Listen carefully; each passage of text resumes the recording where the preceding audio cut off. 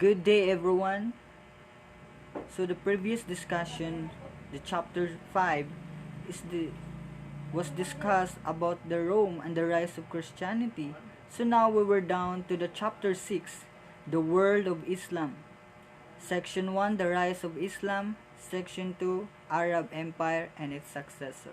So presented by yours truly, Nino B. Almadin.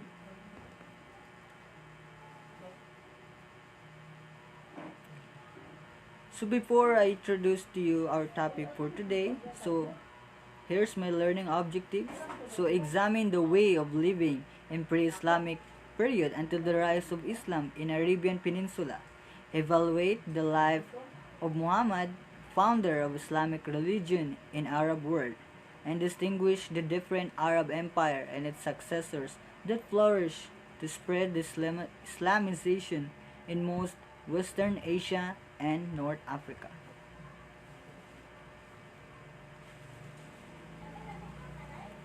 Okay, now so Section 1, the rise of Islam.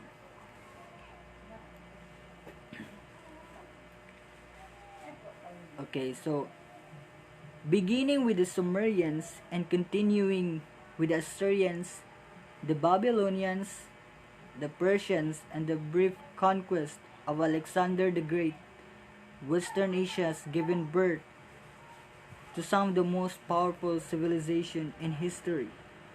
In the 7th century, another force, the Arabs, arose in the Arabian Peninsula and spread their influence throughout the Western Asia and beyond.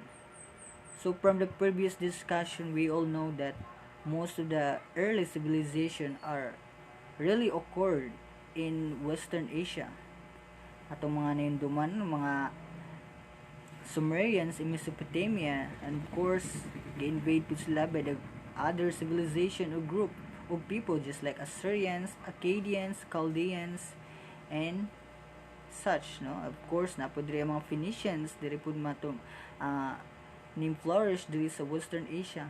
So, kani pong mga Arabs ting sabay po sila sa mga early civilization in Western Asia. So in the 7th century ning flourish ang mga Arabic people or Arabs, and ning influence sila most of the Western Asia nowadays. So the Arabs were nomads who, because of their hostile surroundings, moved constantly to find water and food for their animals. So because of their geographic location, since that Arabian Peninsula is solely desert land siya, meaning wag siya hapit tubig or mga like rivers na para ilang maimnon, and of course sa ila po mga alaga ng mga at camel or tupa mo na it's about survival di kay ni mga Arabs before, kay maybe until now, pero sa una grabe gi kay mo gini ilang, since ilang geography is desert man gid sila or arid region. So kuan gi kay limited gi kay ang mga available water. That's why the Arabs were nomads, meaning they are transfer or move to another place para lang makakita og mga available na mga resources. So each tribe was ruled by a sheikh who was chosen from one of the leading families by a council of elders. Yes. So ang sheikh, meaning ang sheikh is a Arabic title of respect dating from pre-Islamic antiquity. So it strictly means a venerable man of more than 50 years of age, and was chosen from one of the leading families by a council of elders. Although each tribe was independent, all the tribes were closely connected to one another. So each tribe's pre-Islamic Arab people before is ruled siya sa sheikh, meaning kung kinsa to mga most influential o mga powerful na mga families nga giselect o gipili sa mga council elders, so mo to mag-lead sa kaning mga taga-tribe before sa Arabs. Mo na ilang kuan organization or status sa ilang society.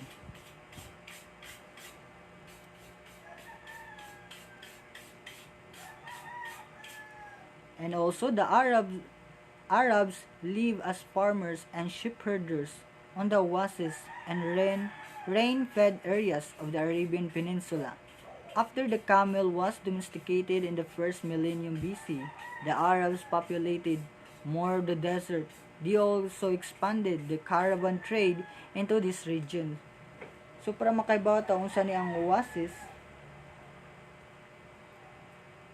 Okay? So ang oasis mo ni ang oasis a fertile or a green area in an arid region such as desert land. And not just that, it is a source of fresh water in a region. So oases are irrigated by natural springs or other underground water resources. So they vary in size from a cluster of date palms around of a well or spring to a city and its irrigated upland. So kaning oasis is mo gini naghatag og kuan blessings sa mga Arab people before nga because of sa ilang geography ngun na desert sila, meaning lisod yung pangita og tubig, and of course thankful for this oasis nga naagid ang oasis mo naghatag nila og kanang ni kuan importansya just like water para makasurvive sila sa ilang geography. And also most early Arabs were polytheistic. Of course, they also expanded the caravan trade into these regions. So, the South Arabian merchants utilized the incense route to transport not only frankincense and myrrh, which is very famous in Arabia before, but also spices, gold, ivory, pearls, precious stones, and textiles, all of which arrive at the local ports. Yes, from Africa, India, and the East Asia. So to elaborate what is frankincense, ang frankincense since mo ni ang famous sa Arabia. So kaning frankincense is a hardened gum-like material that comes from the trunk of the boswellia tree. So people use it on the skin and aromatherapy. So its oil kills some types of bacteria and fungi. So very unique jud kay ni siyang ang frankincense since makita rin siya sa Arabia. Mo ni ang important na product na ilang i-appeal sa caravan. So ang kaning myrrh is a gum resin extracted from a number of small and of course from the ivory tree species of the genus Commiphora. So a myrrh resin has been used throughout history as a perfume. So incense and medicine. Myrrh mixed with posia or wine was common across ancient cultures. So famous jud kay ni ang frankincense and myrrh before muna grabe gid ang transaction sa mga neighboring countries just like in Africa o sa Arabia. And of course, most early Arabs were polytheistic, so they believed in many gods. So polytheism during ancient Arabs, so makabaw mo kita from the previous discussion of course, and of course early civilization na they are polytheistic, meaning they believe in many gods. So ang mga Arabs before polytheistic jud sila, believe sila many gods before na ni-embrace sila sa Islamic faith. So one of those they revered was the Palmyrene divine triad. So makakita ta sa picture no. So kani mo ni ang kaning tulo ka ilang god. So si Baal Shamin mo ni ang nasa tunga. Si Agribul mo ni ang nasa right, and si Malakbel mo ni ang nasa left. So silbi mo siya Holy Trinity sa ilang version before. So triad.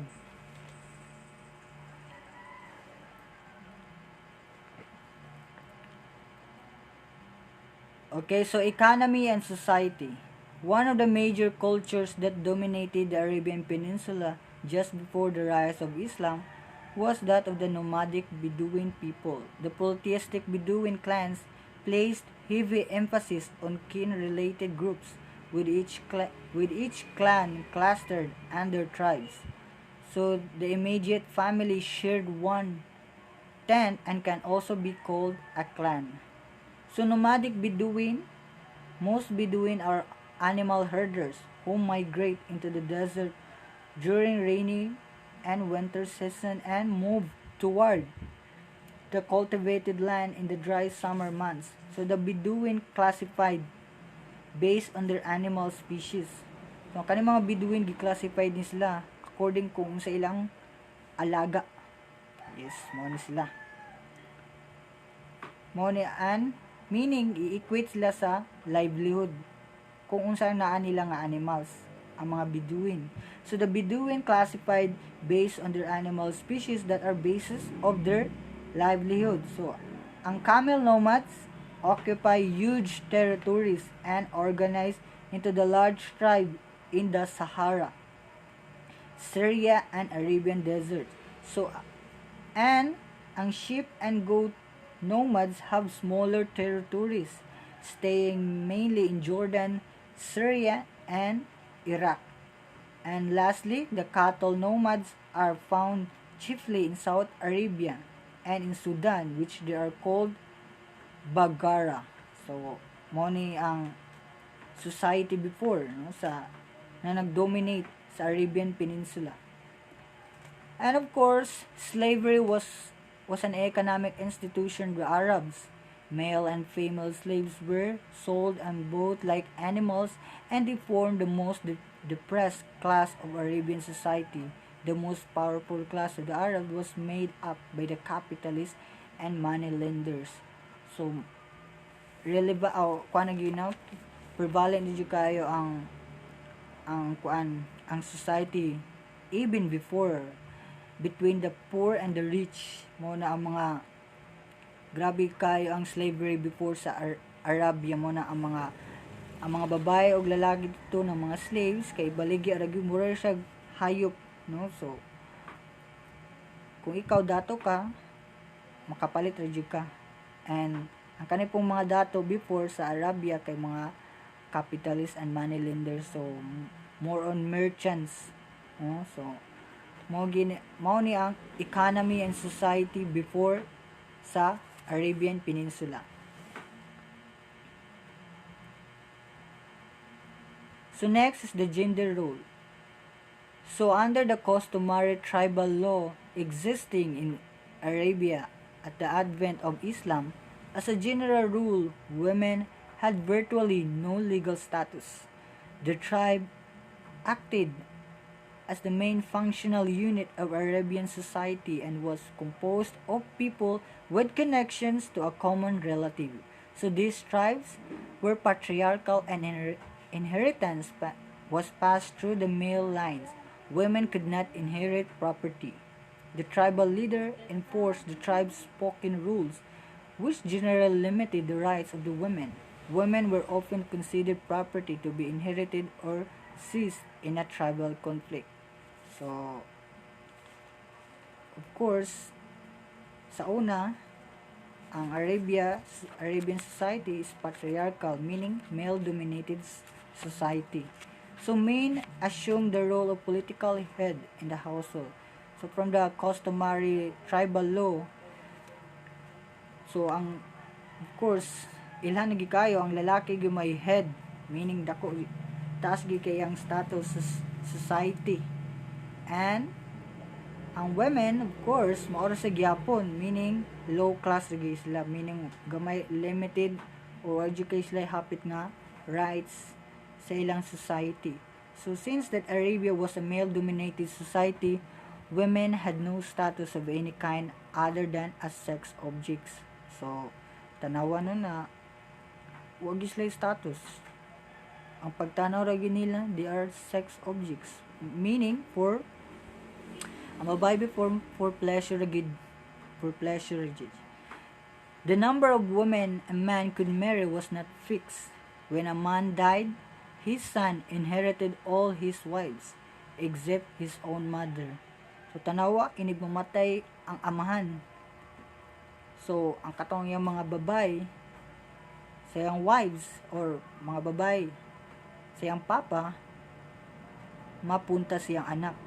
Except siyang mama, of course. Mo na, lood yung kayang babay sa una.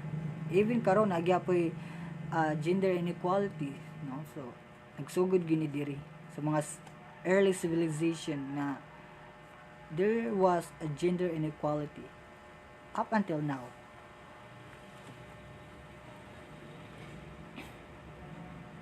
So the family life and marriage. So the family structure that may have been of a typical tribe during pre-Islamic Arabia was patriarchal, and the relations in the family were between other relations with men. It was vital for families to have boys rather than the girls because men were viewed as superior to women.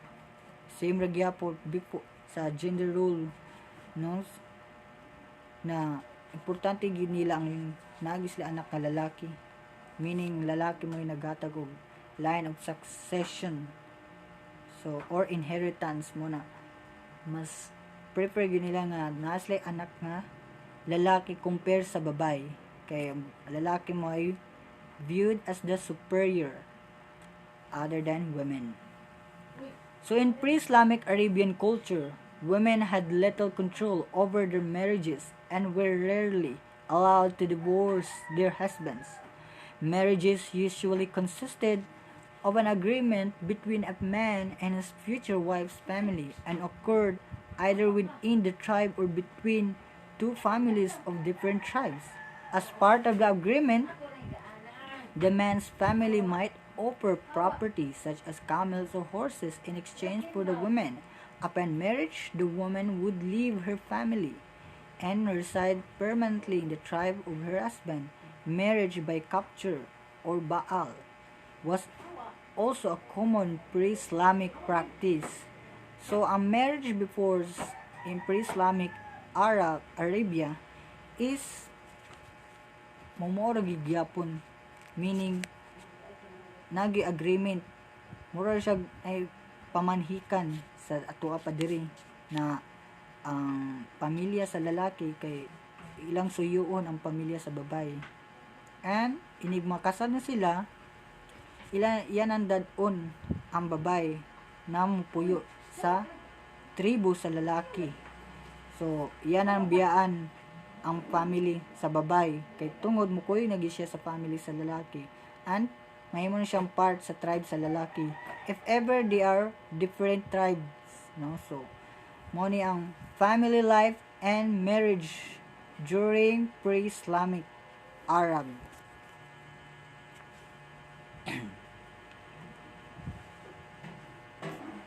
Okay, so art and architecture. So one feature of pre-Islamic Arabia was the combination of cultures, languages, and artistic traditions. Early Islamic art is known for its mixture of styles and motifs of different origins, and in part this can be understood as a legacy of its Arabian origin. And it was said that it is not surprising that the style and character of both architecture and sculpture suggest a complicated synthesis of influences. So first from Egypt and Mesopotamia, and later from the classical culture of the Mediterranean. So ang art and architecture sa pre-Islamic Arabia is na-influensyan gid siya sa mga early civilization nga ni flourish or mas nag-una pa sa mga Arabs. So mo ni ang na-influensyan sila sa mga Egyptians, Mesopotamians, just like Sumerians, and later from the classical culture of the Mediterranean, such as Greek and Roman.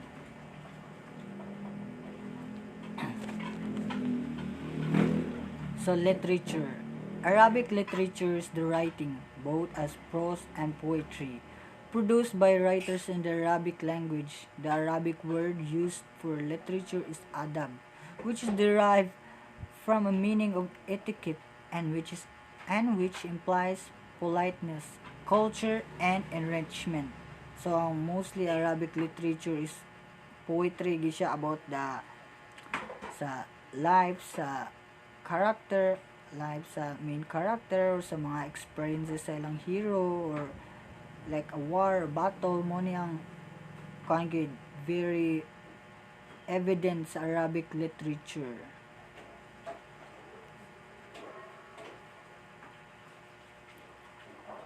Okay, so the beginning of Islam.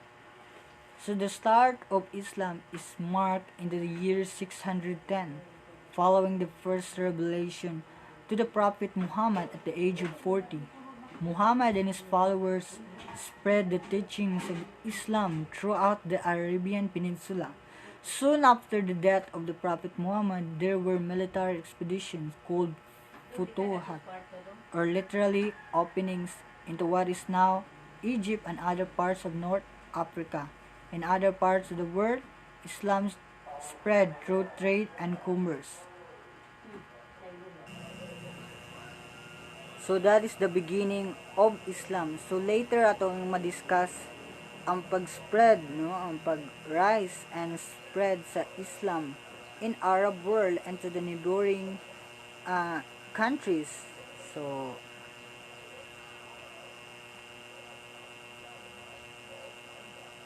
of course, when we say Islamic or Islam religion, so di na to ma-ignore ang founder, and of course founder some Islam, which is si Muhammad.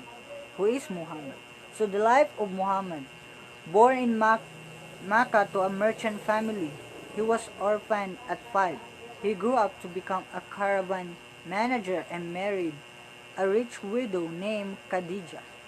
Over time, Muhammad became troubled by the growing gap between the generosity of most Makkans and the greediness of the wealthy elite. So deeply worried, he began to visit the hills to meditate. During one of these visits, Muslims believe Muhammad received revelations from God. So, makaingon ta na ang status ni Muhammad is dili siya nagikan sa humble status, meaning wa siya nagikan sa pobre, which meaning kay tungod merchant magis yang family, so makaingon ta na arangan gid yang kinabuhi, no? And of course nakaasawa po siya og dato, which is si Khadija. So makaingon kita na nindot gid yang kinabuhi before, but mawaword gyapon siya between the generosity of most Makkans and the greediness. Makaingon tanon nga ang maworried pa man siya nga nindot mayang kahimtang, di ba? Wa man siya nagikan sa humble status, dato iyang naasawa. So nganong maworried pa man siya, about sa gap or mga inequalities, no? Manang makaingon ta na nagay siya kasing-kasing si Muhammad sa mga maayo o mangitag o mga generous Makkans. So mao to nga tungod kay ma-worried siya about the gap between the generous people and greedy Makkans. Mo-visit siya sa hill in which ato siya dito mag-meditate, and sa giingong pas mga Muslims dito sa pag-meditate niya naka-receive siya og message and revelations ni Angel Gabriel na so moto no, Muslims believe Muhammad received revelations from God. According to Islamic teachings, the messages were given by Angel Gabriel. Gabriel told Muhammad to recite what he heard. Muhammad came to believe that Allah had already revealed himself through Moses and Jesus, and thus through the Hebrew and Christian traditions. He believed, however, that the final revelations of Allah were now being given to him. Out of these revelations, which were eventually written down came the Quran, the holy book of the religion of Islam. So mao to nga, since sige siya visit dito sa hill para mag-meditate, it was believed nga dito niya na nadawat ang revelation, no, through angel Gabriel. So mao to ang message niya gikan nga ang na ipa-convey ni Allah niya. Mao to na. So to further know, no, Muhammad, the founder of Islam and the proclaimer of the Quran. Muhammad is traditionally said to have been born in 570 in Mecca and to have died in 632 in Medina, when he had been forced to emigrate to with his adherents in 622. So moto na receive niya ang message through angel Gabriel. So yang give, but eventually kanang nagduwa-duha siya. Pag-una, wa siya mutuo basin nakuan ra siya. But tungod siyang asawa si Khadija niingon nga dapat mutuo ka sa giingon ni Angel Gabriel.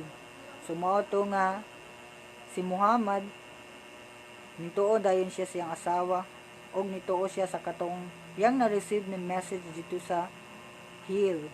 So mao to nga iyang asawa mo ay first na baptized as Muslim.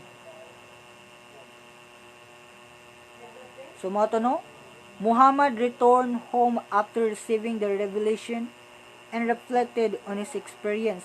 His wife Khadija urged him to follow Gabriel's message, and she became the first convert to Islam. So Muhammad then set out to convince the people of Makkah of the truth of the revelations. Many were surprised, of course, since Arab before is kangit sila mga polytheistic. So na-surprise sila. Basta niya makaingon sila nayabag naman si Muhammad. Unsa ni siya. So grabe yun ang experience si Muhammad before nga para i-convince niya mga tao nga na-receive niya ang final revelation ni Allah. So many were surprised at Muhammad's claim to be a prophet. So the wealthy feared that his attacks on corrupt society would upset the established social and political order. So ang mga dato pud na nakuyawan, na balaka siyang action na base niya maghatag siya threat sa mga dato kay lagi ang ilang society before is ruled by the few, meaning katong mga merchants o katong mga dato, mga capitalist ray mo ay nagkontrol sa ilang society. So through his kanang vision mo na nakuyawan ang mga dato niya kay base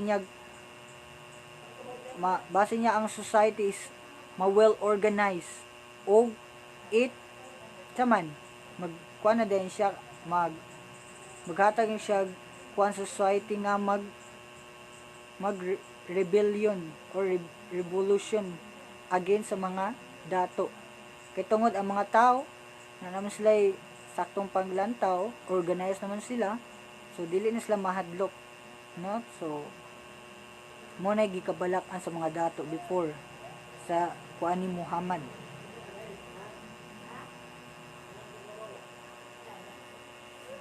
So mao to, after 3 years of preaching, he had only 30 followers. Muhammad was discouraged by the persecution of his followers, as well as by the Meccans' failure to accept his message. So in 622, the year 1 of the Islamic calendar, he and his supporters left Makkah and moved north to Yathrib, later renamed Medina, city of prophet. So the journey of Medina is known as the Hijrah. So may yung tag-Hijrah, Hijrah was the journey of the Islamic prophet Muhammad and his followers from Mecca to Medina. The year in which the Hijrah took place is also identified as the epoch of the lunar Hijri and solar Hijri calendars, equates to July 622 in the Julian calendar. So, mao na ang Hijrah. So, Muhammad began to win support from people in Medina as well as from Arabs in desert known as Bedouin. So, mao to mga nomadic Bedouin, they are polytheistic. Yapong na convince ang kaning mga polytheistic na people, which is the Bedouin, nomadic Bedouin. So this group formed the first community of practicing Muslims, ang kaning mga Bedouin. They are the first. So the submission to the will of Allah meant submission to his prophet Muhammad. For this reason, Muhammad soon became both a religious and political leader. So his political and military skills enabled him to put together a reliable military force to defend himself and his followers. So in 630, Muhammad returned to Makkah with 10,000 men. After the city surrendered and most of the people were converted to Islam, Muhammad declared the Kaaba a sacred shrine. So, modern thing is. So, many Arabs recognize a supreme God named Allah. So, ang Allah is Arabic for God.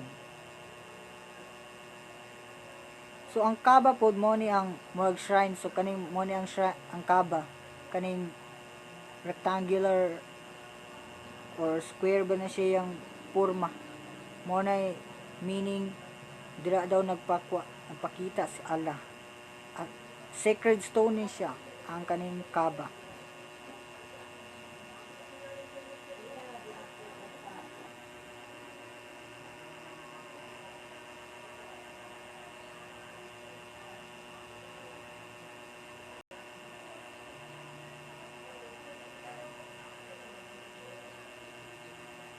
The Arabs traced their ancestors to Abraham and his son Ishmael, who were believed to have built a house of worship called the Kaaba at Makkah. A sacred stone called the Black Stone is the cornerstone of the Kaaba. The Arabs revered the Kaaba for its association with Abraham. Sorry for the mistake no. So ang kaning Kaaba meaning gi-associate ni siya to Abraham, which is they believe na mo ni ang nag-build for house of worship kaning Kaaba. The Kaaba is a sacred stone called the Black Stone.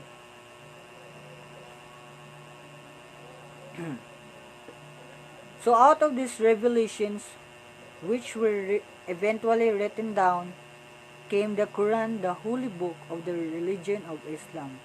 So moto kung ang Christian na atay Bible, ang mga Muslim po napis like Quran, which is their holy book. The word Islam means peace through submission to the will of Allah. So mo nang meaning sa Islam. So those who practice the religion of Islam are called Muslims.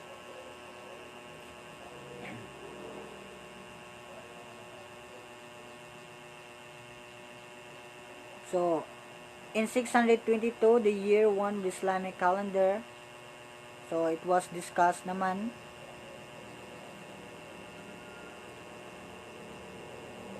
So mao ni ang 5 pillars of Islam. So the 5 pillars of Islam, so or Arabic Arkan al-Islam. So the 5 duties incumbent on every Muslim Shahada, faith. So Shahada, the Muslim profession of faith.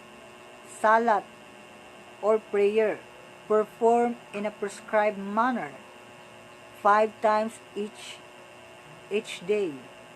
So ang zakat, the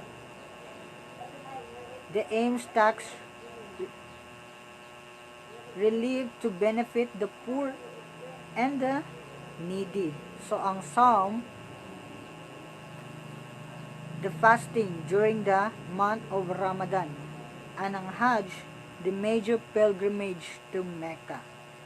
So mao ni ang 5 pillars of Islam: the Shahada, faith; Salah is prayer 5 times each day; ang Psalm mo ni ang fasting, no? So meaning dili sila muka baboy and other mga related.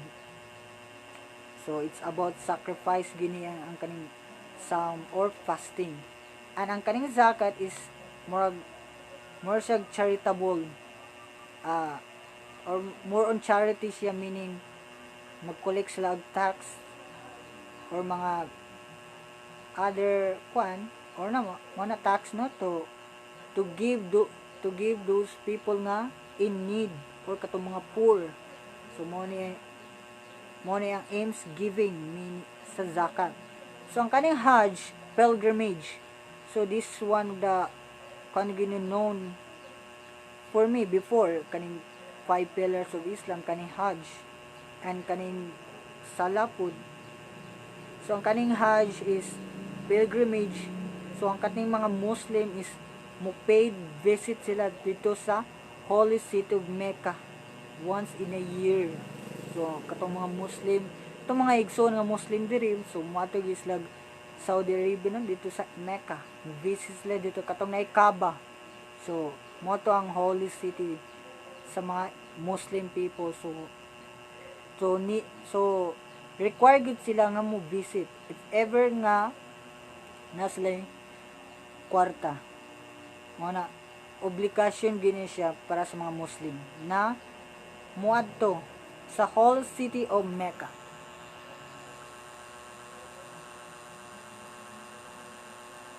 So the teachings of Muhammad. So the teachings of Muhammad. So usa sa pinaka unod gid sa teachings ni Muhammad is dapat si Allah ra gid ang Ginoo ug siya ra ang bulaang propeta. And so Islam is a direct and simple faith, stressing the need to obey the will of Allah. This means of practicing acts of worship known as the 5 pillars of Islam: belief, prayer, charity, fasting, and pilgrimage. So Muslim believe there is no deity but the one God, and Muhammad his messenger or prophet. So mao ginay pinaka unod sa teachings ni Muhammad na wala nang ilaing Ginoo kundi si Allah, ug siya mismo, ug siya dapat siya ra ang only messenger or prophet ni Allah. And katupong 5 pillars, no, sa 5 pillars of Islam, which is siya, it's an obligation for every Muslim. And of course Islam is not just a set of religious beliefs but a way of life as well. After Muhammad's death, Muslim scholars developed a law code as the Sharia. So it provides believers with a set of practical laws to regulate their daily lives. So that's the teachings of Muhammad.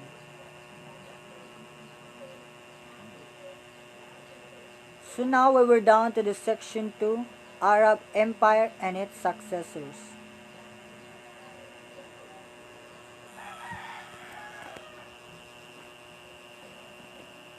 So now the creation of Arab Empire.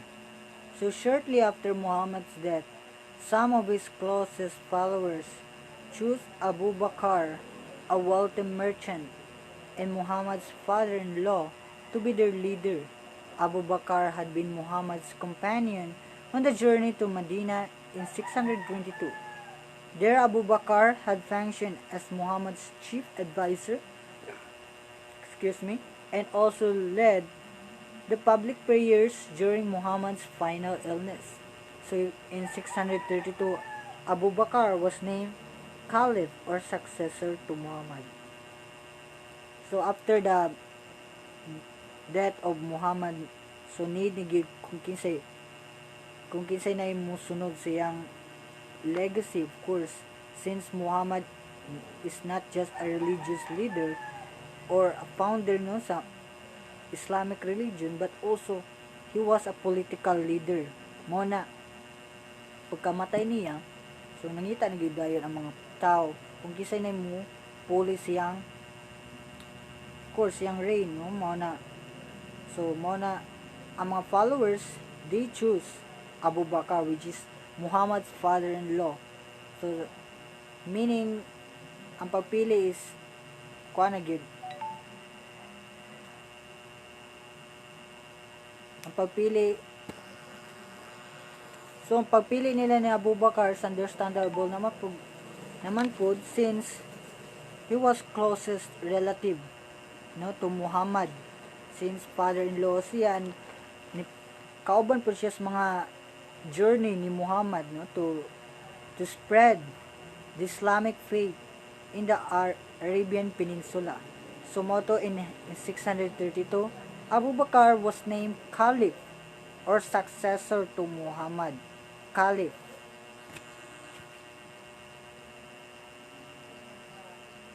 Alright, so Arab conquest.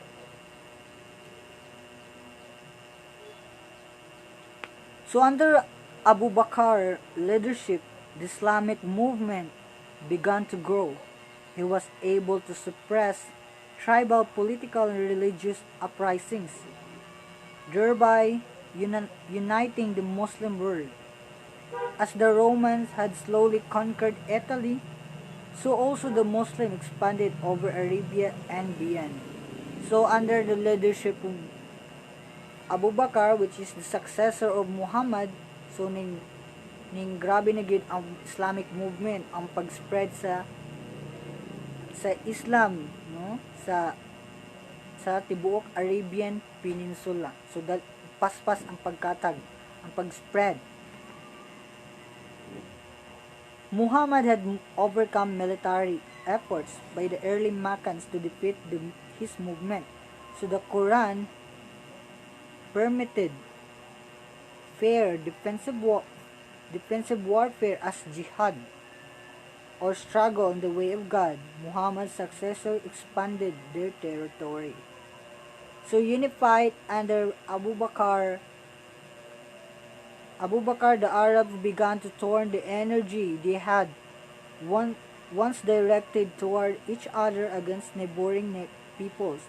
So at Yarmouk in 636, the Arab army defeated the Byzantine army in the midst of the dust storm that enabled the Arabs to take their enemy by surprise. So 4 years later, they took control of the Byzantine province of Syria. By 642, Egypt and other areas of northern Africa had been added to the new Arab Empire. To the east, the Arabs had conquered the entire Persian Empire by 650. So moto nga grabe niyo ang pag-spread no sa ilang conquest no through the leadership of Abu Bakr, no. So which is thankful to the legacy po ni Muhammad na siya mo napauna no to spread the Islamic faith until siyang successor, which is si Abu Bakr, ning flourish o ning paspas jud ang pag-spread sa Islamic faith across the Western Asia and of course sa Northern Africa po.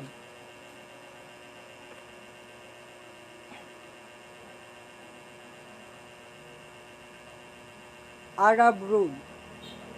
Early caliphs ruled their far-flung empire from Medina. After Abu Bakr died, problems arose over who should become the next caliph. There were no clear successors to Abu Bakr, and the first two caliphs to rule after his death were assassinated. Okay, so during the Arab rule, no, yung grabe ang problema, no, after Abu Bakar's death, no, so grabe din ang problema, especially kung kinsa naging musunod siyang trono as caliph. Mo na despite sa ilang successful nga pag-conquest, uh, most of the Western Asia and North Africa, pero pagkamatay ni Abu Bakr, dagan na kayong problema. Of course, no, there were no clear successors to Abu Bakr, and the first two caliphs to rule after his death were assassinated. So tanawa, ang duwa sa iyang mga successors namatay, gipatay, no, assassinated. And in 656, Ali, Muhammad's son-in-law and one of the first converts to Islam, was chosen to be caliph, but he was too assassinated after ruling for 5 years. So ningsamot ang jud ang problema during Arab rule, kay wala jud kisa, there were no clear successors. Puros ang mga successor gipangpatay. So grabe gyud ang problema ani. Sumoto, in the conquered territories, life went on much as it had done before. Arab administrators were tolerant, sometimes even allowing local officials to continue to govern. The conquered people were not forced to convert to Islam, though some conversions occurred. Some Christians experienced better treatment than they had under Byzantine rule. Those who chose not to convert were required only to be loyal to Muslim rule and to pay taxes. So, since nga there were no clear successors, kay grabe na kay ang problema during after death of Abu Bakr. So sa katong ilang mga conquered territories wherein ang katong mga local officials gipadayon na gyapon ang pag-govern sa ilang local areas. And then sa katong mga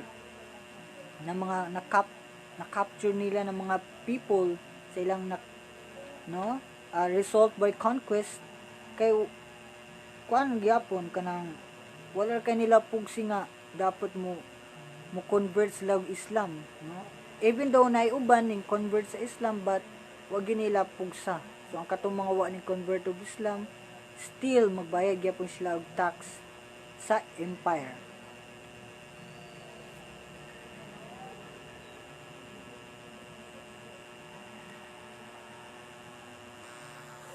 And now, nanata sa Umayyads. So, Umayyad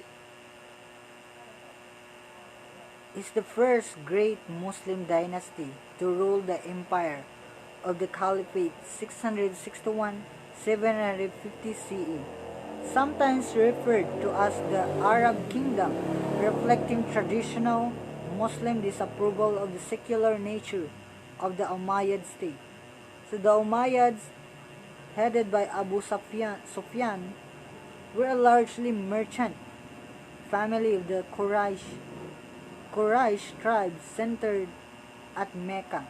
They had initially resisted Islam, not converting until 627, but subsequently became prominent administrators under Muhammad and his immediate successors. In the first Muslim civil war, the struggle for the caliphate following the murder of Uthman ibn Affan, the third caliph, reigned 644-656. Abu Sufyan's son Muawiyah, then governor of Syria, emerged victorious over Ali, Muhammad's son-in-law, and fourth caliph. Muawiyah then established himself as the first Umayyad caliph. So remember katong gi-state dito nga the two successors were assassinated, so possible mo gini sila Uthman ibn Affan ug si ug si Ali. So si Ali kay napildi siya ni Muawiyah, which is the son of Abu Sufyan na mo'y head sa Umayyad, which is ang Umayyad mo ni mga merchant family na that centered in Mecca. So the Umayyads, so through the leadership of Muawiyah, the General Muawiyah, so nim-flourish og nim-boom ang Umayyad dynasty, which is the first great Muslim dynasty. So in 661, the General Muawiyah, the governor of Syria and one of Ali's chief rivals, became caliph. He was known for one outstanding virtue. He used force only when absolutely necessary. So Muawiyah moved quickly to make the office of caliph, called the caliphate, hereditary in his own family. In doing this, he established the Umayyad dynasty. He then moved the capital of the Arab Empire from Medina to Damascus in Syria. So mo to nga through his leadership mo ning flourish ug nimboom ang Umayyad dynasty through General Muawiyah, and he was named, he was called as caliph, and then the former capital, which dito sa Medina, giyang gibalin dito sa Damascus dito sa Syria.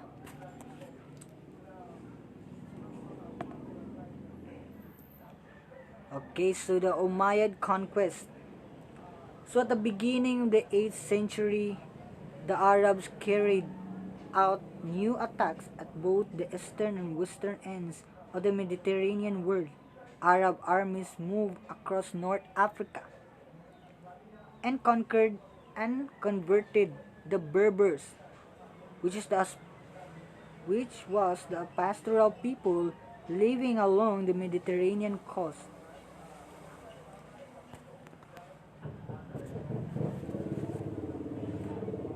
Okay, so around 710, combined Berber, which is converted Berber, which is the pastoral people living in the Mediterranean coast. So kauban ng mga Berber o ang Arab forces, they crossed the Strait of Gibraltar and occupied southern Spain. By 725, most of Spain had become a Muslim state, with its center at Cordoba. So Moto joined forces by the converted Berber and the Arab forces.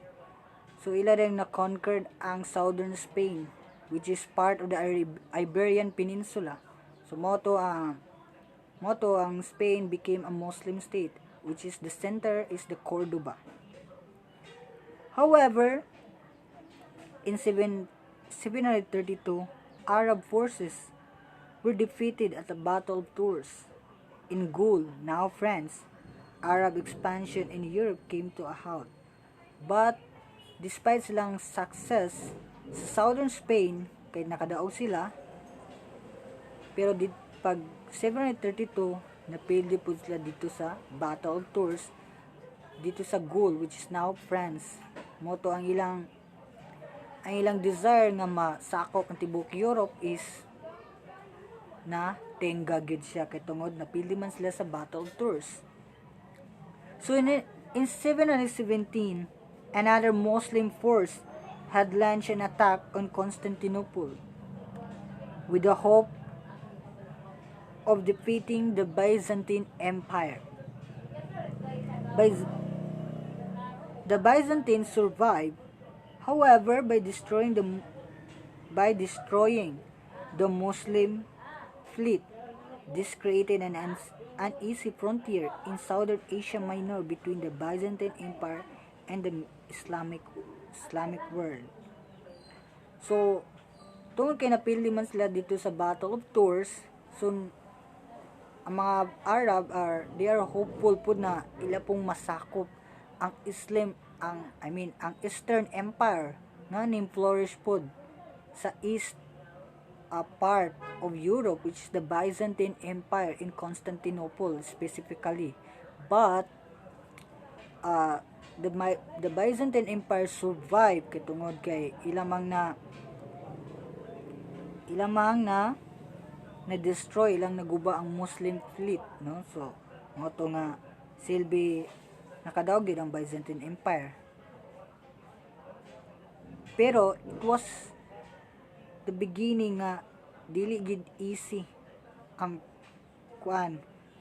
an easy frontier in Southern Asia Minor, which is now Turkey, between the Byzantine Empire and the Islamic world.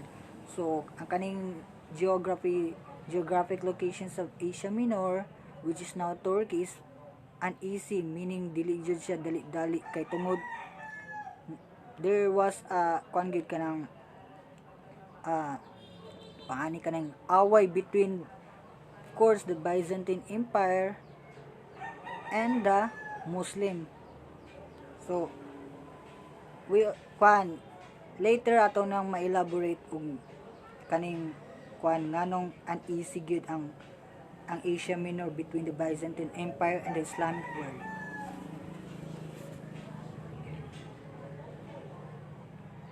So mo to the Battle of Tours, in which napildi gid sila.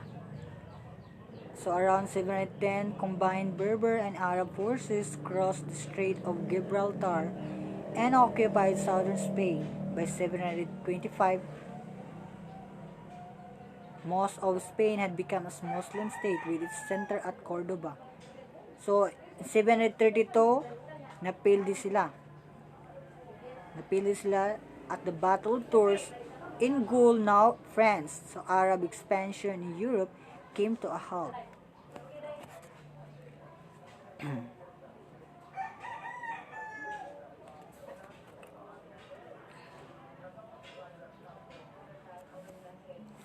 Right, so by 750, the Arab advance had finally come to an end, but not before the southern and eastern Mediterranean parts of old Roman Empire had been conquered. Arab power also expanded to the east in Mesopotamia and Persia and northward into Central Asia. The Umayyad dynasty at Damascus now ruled an enormous empire. Expansion had brought not only great wealth and new ethnic groups into the fold of Islam, but also contact with other civilizations. As a result, the new Arab Empire would be influenced by Byzantine culture as well as that of the Persians.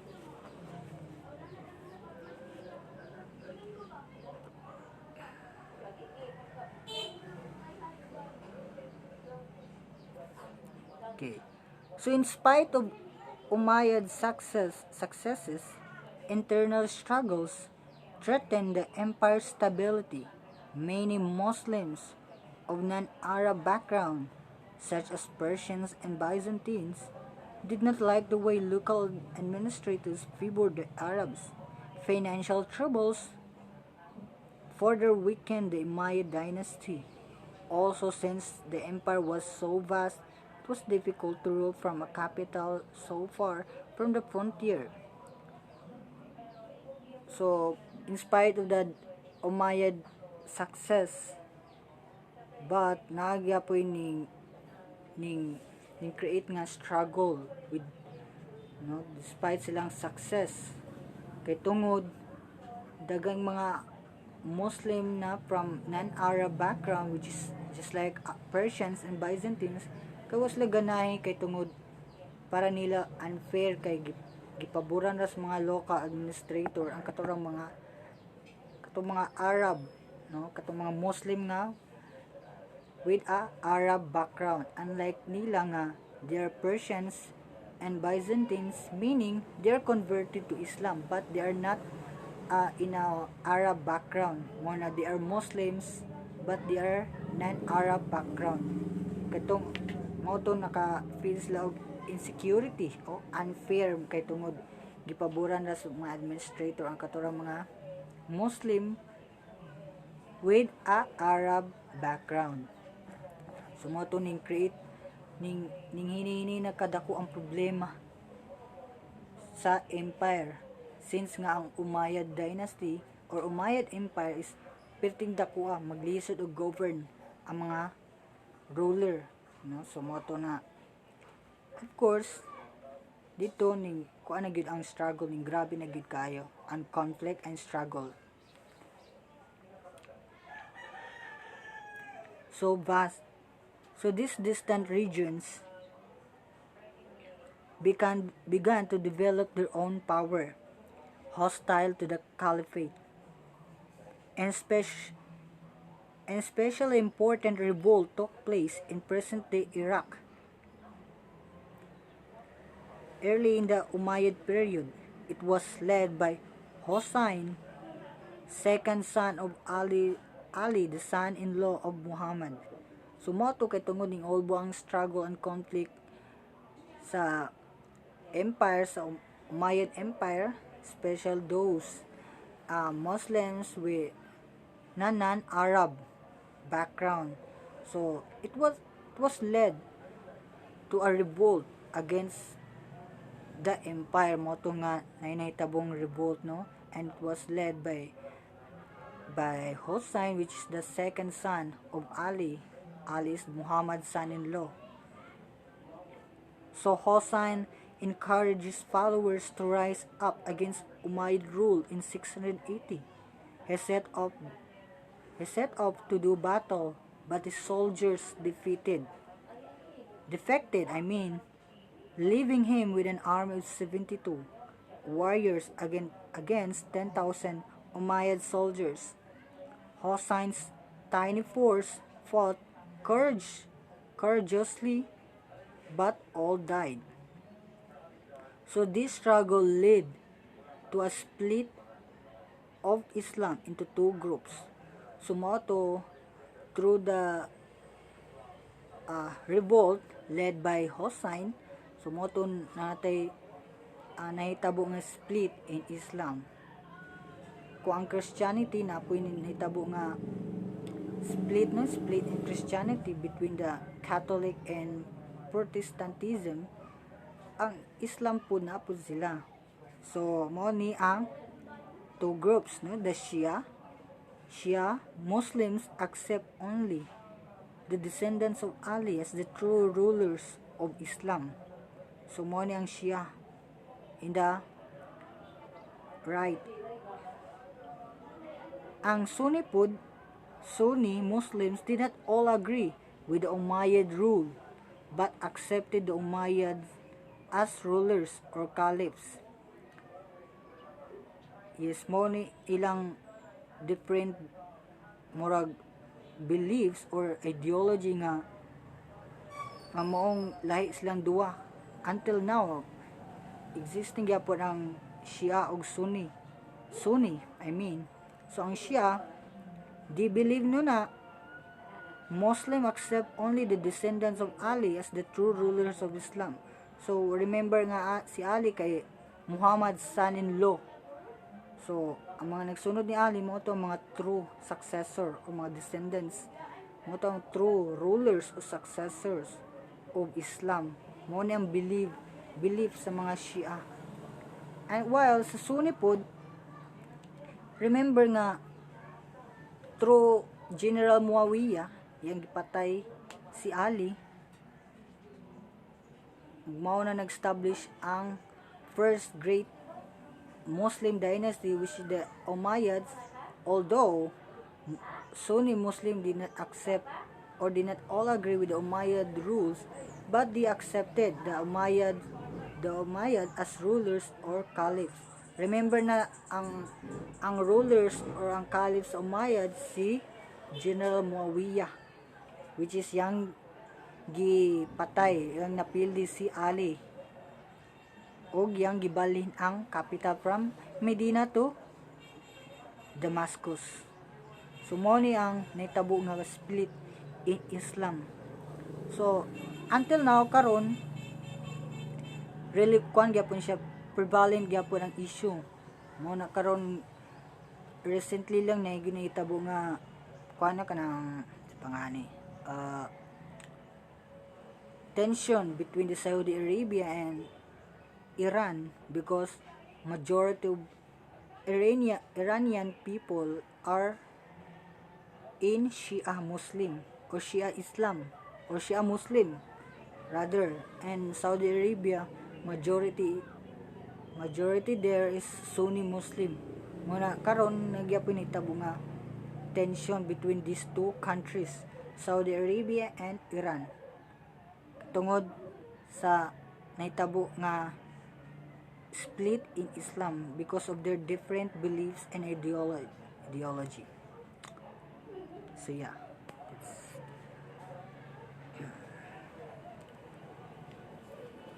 Next is the second great Muslim dynasty, which is the Abbasid dynasty. The Abbasid dynasty. So Abbasid, the name derived from that of the uncle of the Prophet Muhammad, Al-Abbas, died circa 653, of the Hashemite clan of the Quraysh tribe in Mecca. From about 718, member of his family worked to gain control of the empire from the Umayyads, and by skillful propaganda soon won much support, especially from Shia Arabs and Persians in Khorasan.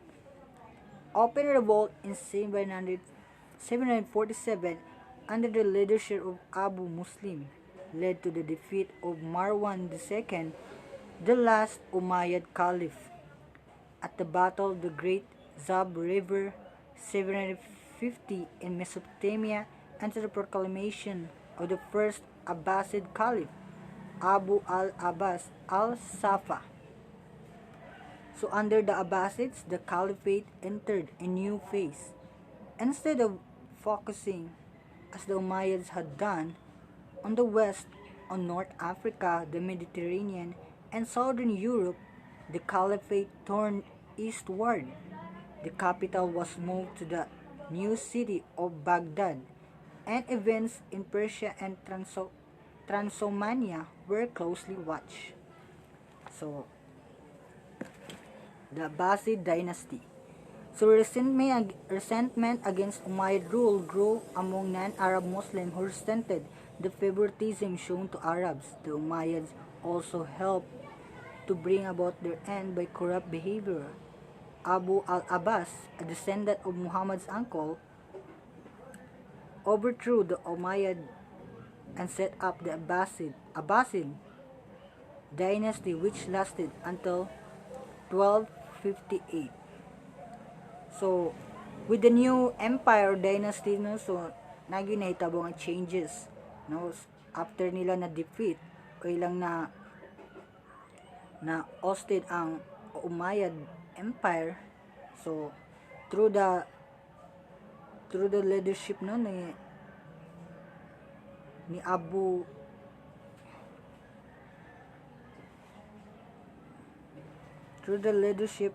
Al-Abbas, mo na diya nagikan ang Abbasid dynasty.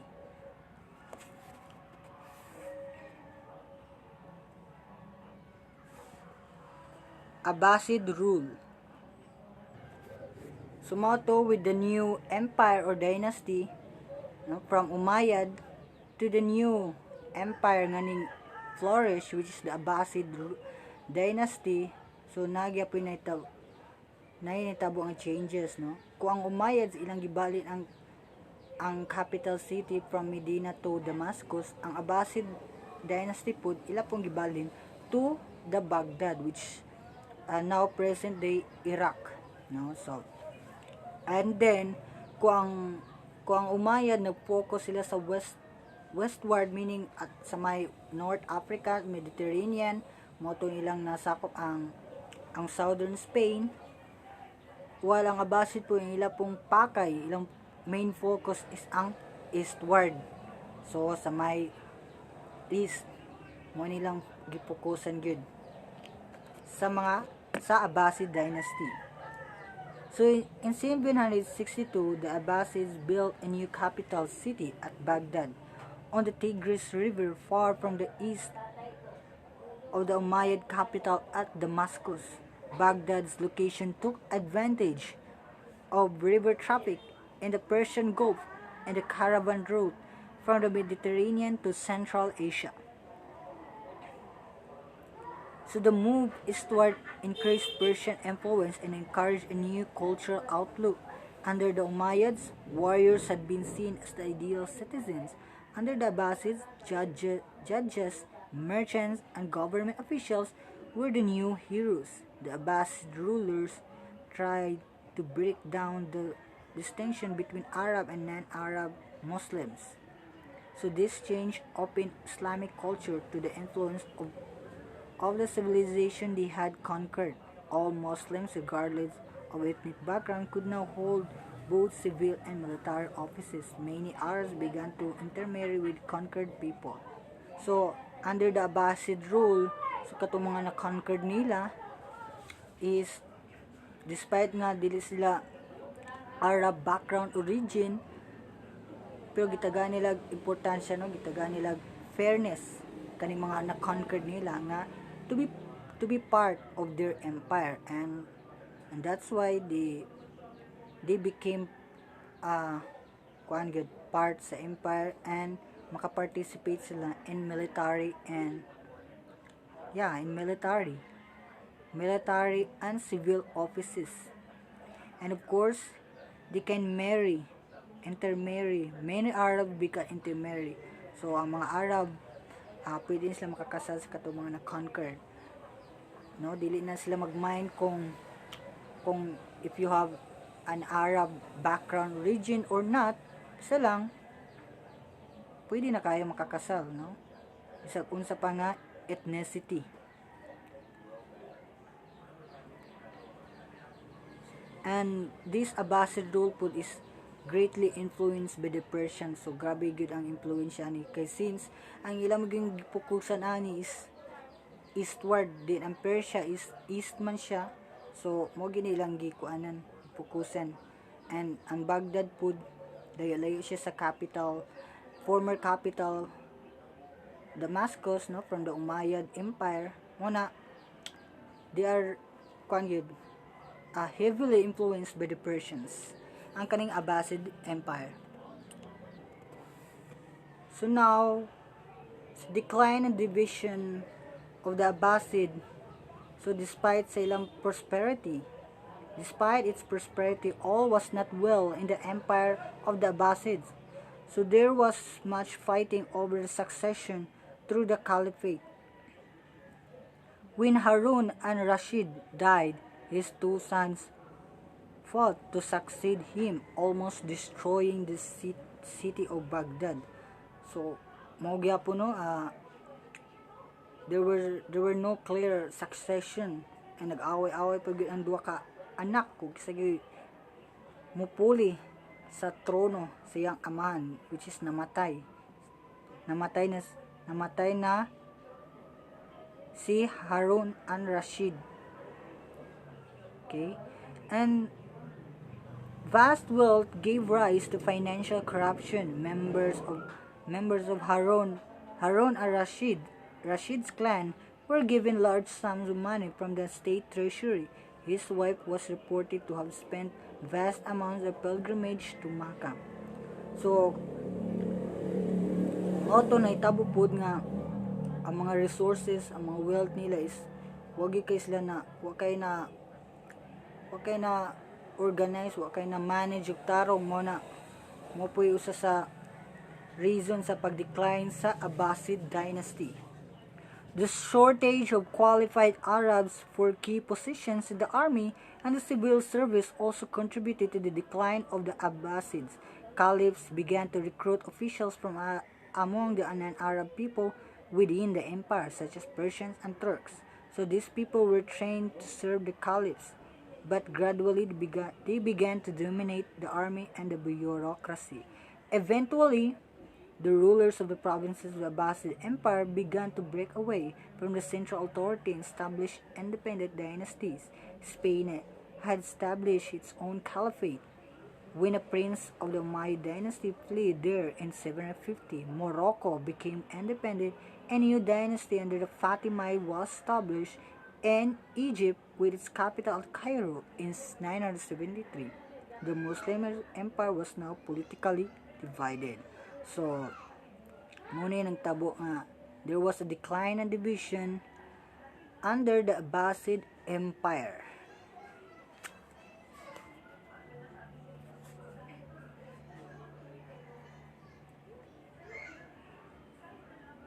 So after nabagsak ang Abbasid dynasty because there were uh, no clear of succession and mismanagement of resources and ang pag-hire po sa mga military officials kay ninghina po and there were a revolt against sa ilang mga na-hire na mga military which is those non-Arab background which is the Persians and Turks nga ning dominate po sa military sa Abbasid. So moton there was a dynasty nga flourish in Egypt which is the Fatimid dynasty. So the Fatimid dynasty in Egypt soon became the dynamic center of Islamic civilization. From their position in the heart of the Nile Delta, the Fatimids played a major role in the trade from the Mediterranean to the Red Sea. They created a strong army by hiring non-native soldiers. One such group was the Seljuk Turks. So, after the collapse of the Abbasid Empire or dynasty, ning flourished dahil ang Fatimid in Egypt, which is their center in Cairo. So Fatimid political and religious dynasty that dominated an empire in North Africa and subsequently in the Middle East from 909 to 1171 CE and tried unsuccessfully to oust the Abbasid caliphs as leaders of the Islamic world. It took its name from Fatima, daughter of the Prophet Muhammad, from whom the Fatimids claimed descent. So, ang kaning Fatimid dynasty kay gikan gini siya from the name sa daughter ni Muhammad which is si Fatima. And they believe nga mo ni ilang great ancestor o ilang mo ni ilang descent kaning Fatimid dynasty. So before the Fatimids emerged, there had been rulers in North Africa and Egypt, but they are independent of the Abbasid caliphs in Baghdad. But they had been Muslims of the Sunni branch of Islam, willing to recognize that they are the true rulers of the Islamic world. However, the Fatimids were the heads of the rival religious movement, the Ismaili sect of the Shi'i branch of Islam, or Shia branch of Islam, where they believe as the descendants of Muhammad's daughter Fatima and Muhammad's kinship Ali were the true rulers of Islamic or rightful caliphs because they both by descent and by divine choice the custodian of the time of the true faith and legitimate heads of the universal Islamic state.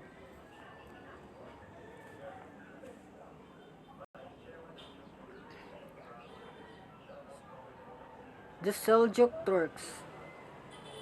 The Seljuk Turks were nomadic people from Central Asia.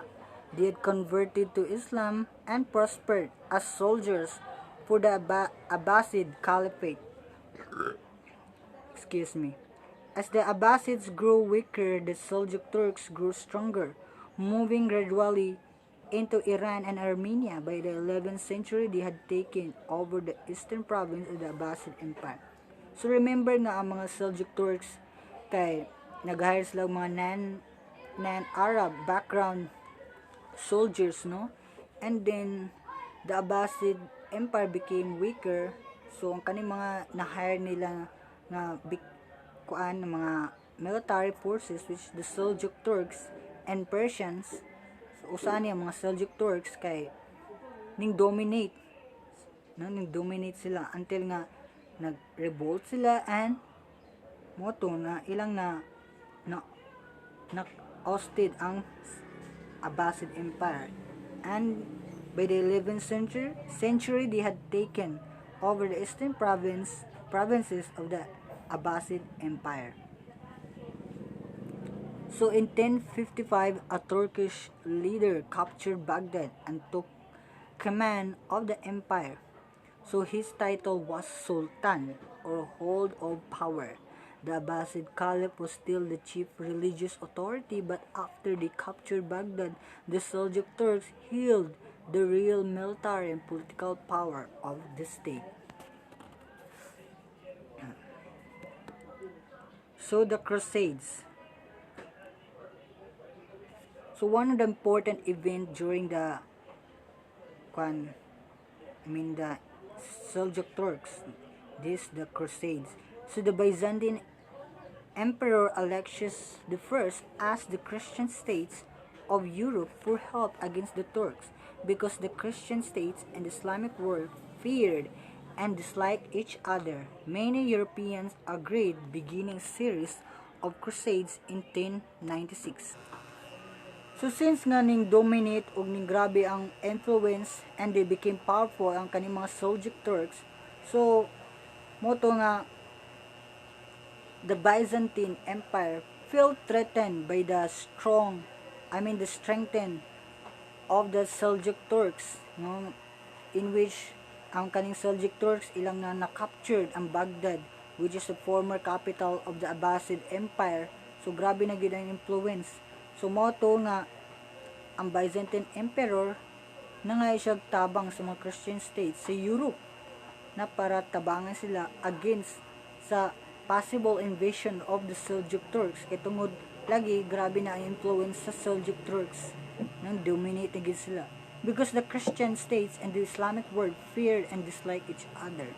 So moto nga from the previous discussion na akong giingon nga it was an easy frontier ang Asia Minor and the Islamic world, because ang kaning since nga Byzantine empires in a east part or East Roman Empire magini ang Byzantine Empire, din duura po siya sa mga Islamic states. So moto na ginahitabo nga conflict between these two religious and powerful empire states, no, between the Christian and the Islamic.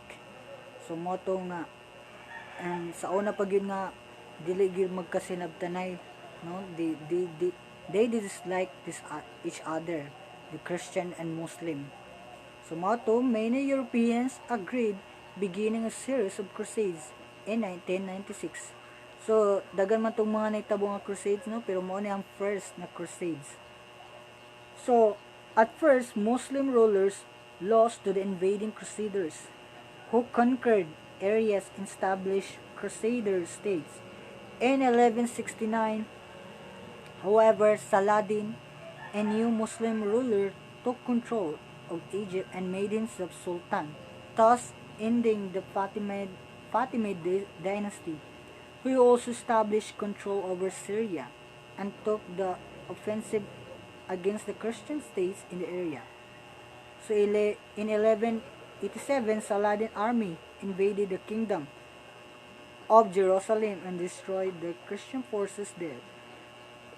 The Christians were left with only a handful of fortresses along the coast of Palestine. Saladin did not allow a massacre of the population. He even allowed Christian religious services to continue. The Crusades had little lasting impact on Southwest Asia except to break centuries of mistrust between Muslim and Christians. Far more important was the threat posed by new invaders, the Mongols.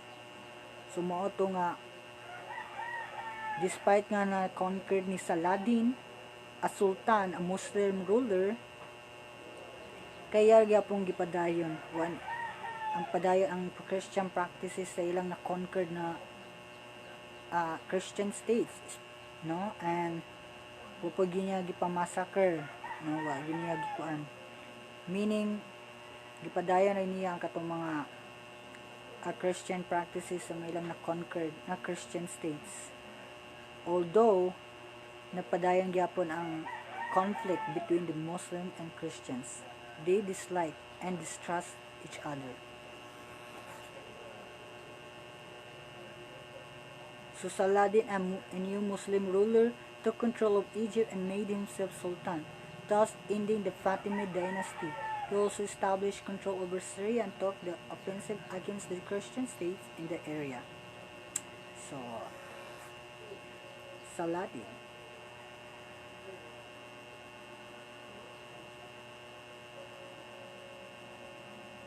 So, moto na itabo nga nimpadayon ang ning ulbo ang conflict between the Muslim and Christian. Sige ra gyapon padayon ang war between these two, no, because of their religious belief, no, Christians and Muslims. But wa sila nakabantay nga nanay ulbo, nanay ning flourish na other group of people nga possible mo conquered sa both Muslim and Christian states, and this was the Mongols. So the Mongols were pastoral horse-riding people who swept out of the Gobi in the early 13th century to seize control over much the known world. Unlike the Seljuk Turks, the Mongols were not Muslims. So they were not Muslims. Though, pareha sila og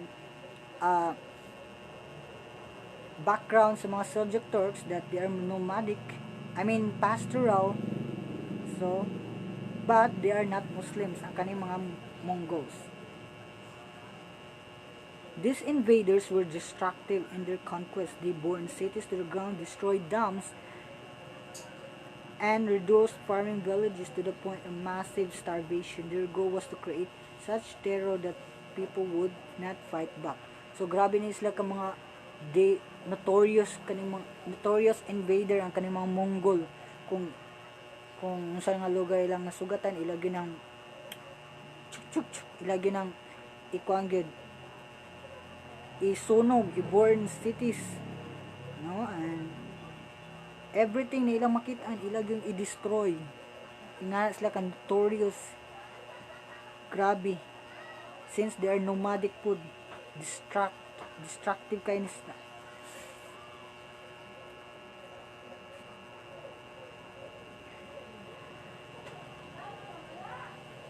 So with this, there were two leaders, no, of the Mongols. So beginning with the advances led by Genghis Khan in North China, Mongol armies spread across Central Asia. By the time of Genghis Khan's death in 1227, the Mongol Empire covered land from Caspian Sea to the Sea of Japan.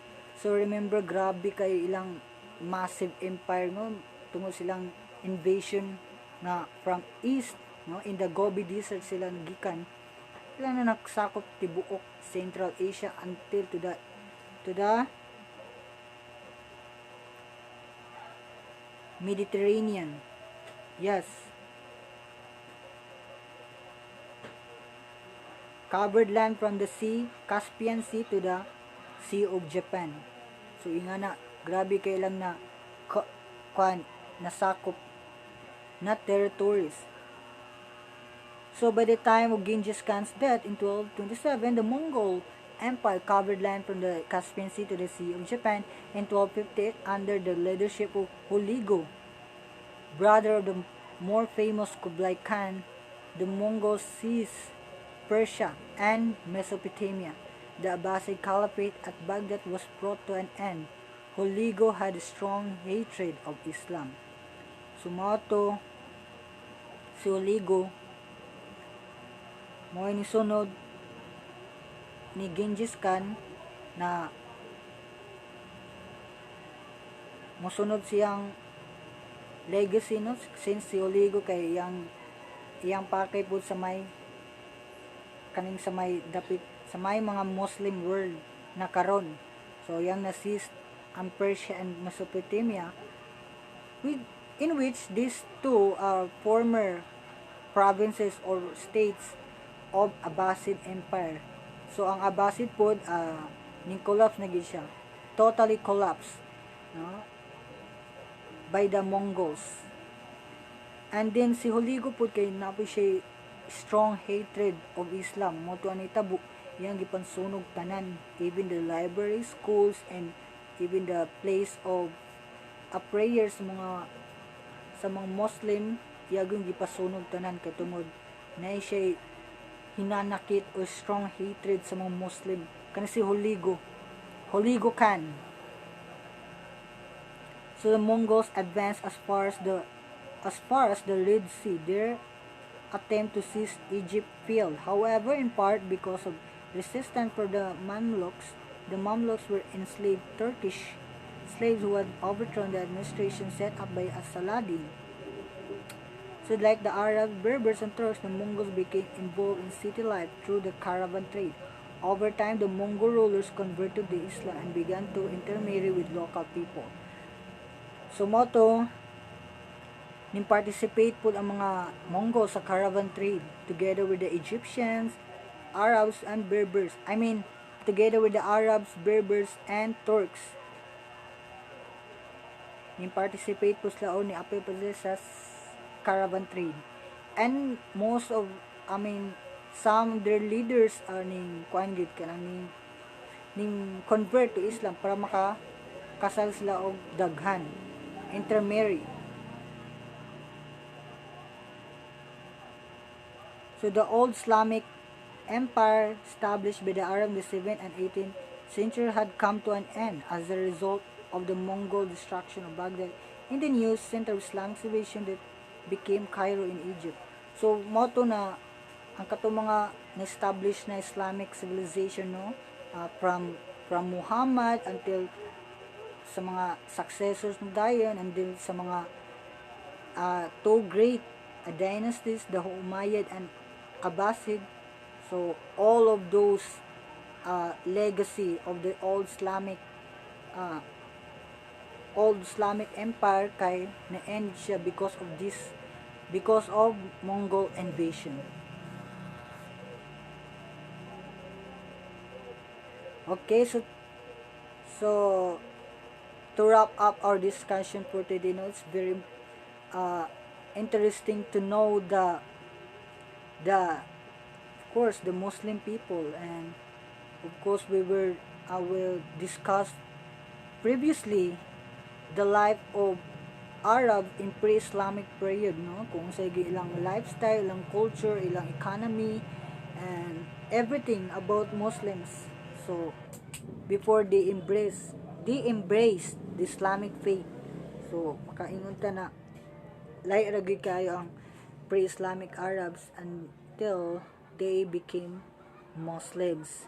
And then of course grabe po ang ilang experience and experience, no, and their journey para lang ma-spread ang Islamic faith in the Western Asia and to the North Africa, and of course with the help of the successors nga gipadayon, no, from Muhammad and to the successors ng dayon to the Caliphate and Sultan. Grabe gud kayo ang legacy, no, para lang mo flourish ang Islamic faith.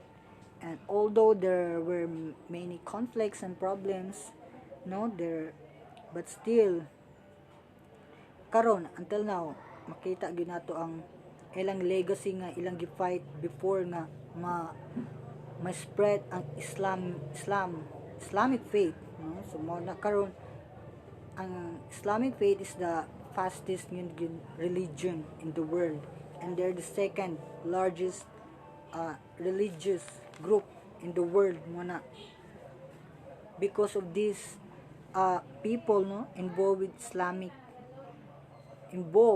the Islamic world mo na, grabe gid ilang legacy nga gihatag until now very relevant kayo siya. So Maura to everyone for the chapter 6, the world of Islam, section 1, the rise of Islam, and the section 2, Arab Empire and the successor. Thank you so much for listening, and I hope you learn many about Muslim and Islamic faith. So thank you everyone. God bless.